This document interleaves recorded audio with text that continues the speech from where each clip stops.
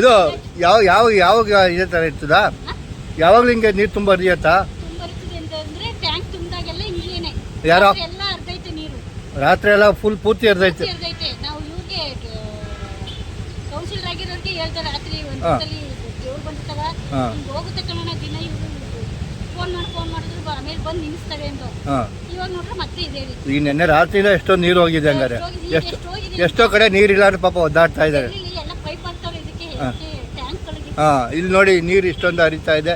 ಯಾರು ಜವಾಬ್ದಾರಿ ತಗೊಳ್ಳೇನೆ ಮಾಡ್ತಾರೆ. ಅವ್ರಿಗೂ ಹೇಳ್ತಾರೆ, ಅವ್ರು ಯಾಕೆ ಮನಸ್ಸು